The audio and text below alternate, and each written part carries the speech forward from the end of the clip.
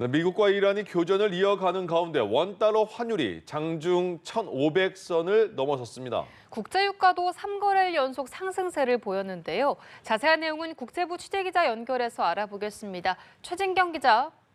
네, 야간 거래에서 가파르게 오르던 원달러 환율은 오늘 새벽 한때 1,500원을 돌파했습니다. 환율이 1,500원을 웃돈 건 글로벌 금융위기 때인 2009년 3월 이후 17년 만에 처음인데요. 이후 1,506원 가까이 치솟았다가 1,480원대에서 거래를 마쳤습니다. 국제유가는 4% 넘게 뛰면서 3거래일 연속 상승 흐름을 이어갔습니다. 이란이 핵심 원유 수송로인 호르무즈 해협을 사실상 봉쇄하면서 원유 공급 차질 우려가 커지고 있는 상황인데요. 트럼프 대통령은 이번 군사작전이 끝나면 유가가 제자리를 찾거나 더 내릴 수 있다고 내다봤습니다. 다만 필요한 경우 미 해군이 호르무즈 해협을 지나는 유조선 호송을 시작할 수 있다면서 국제 에너지 수송로를 지키겠다는 의지를 내비쳤는데요. 하루 전 혼조 속 보합권에서 장을 마쳤던 뉴욕 증시 3대 지수는 일제히 하락세를 보였습니다. 장중 한때 3% 가까이 낙폭을 키웠지만 트럼프 대통령이 유조선 호송 구상을 밝히면서 급락세는 일부 만회했습니다. 네, 트럼프 대통령이 최근 반미 지도자를 겨냥한 공격을 이어가면서 다음 표적은 북한이 아니냐는 이야기도 나오고 있는데요. 하지만 이란에 수행한 작전을 북한에 적용하기는 어려울 거란 전문가 진단이 나왔다고요? 네, 그렇습니다.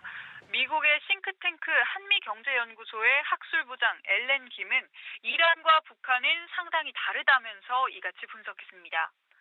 김 부장은 미국이 이란에 감행한 이른바 참수작전을 북한에서 수행하기 어려운 첫 번째 이유로 북한이 핵무기 보유국인 점을 들었습니다. 또 중국과 러시아가 북한을 지원하고 있는 점도 무시할 수 없다고 봤는데요.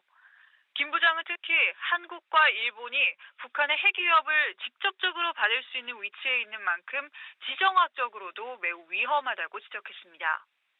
그러면서 지난 1994년 미국이 북한 핵시설에 대한 전략적 공격을 검토했을 때 김영삼 당시 대통령이 반대했던 점도 거론했는데요. 미군 내부에선 그로 인해 1억 명이 사망할 수 있다는 평가가 있다면서 상황이 그때와 다르지 않다고 짚었습니다. 네, 최진경 기자. 트럼프 대통령이 세계 각국에 또 새로운 차등 관세를 예고했나 봐요. 네, 그렇습니다. 메르츠 독일 총리와 만난 자리에서 내놓은 발언인데요. 트럼프 대통령은 현재 여러 연구를 진행 중이라면서 각국에 서로 다른 관세 부과를 발표할 것이라고 말했습니다.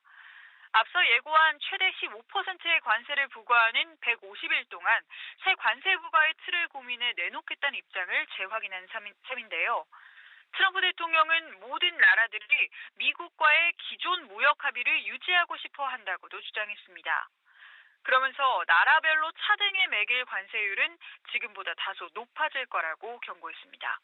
지금까지 국제부에서 전해드렸습니다.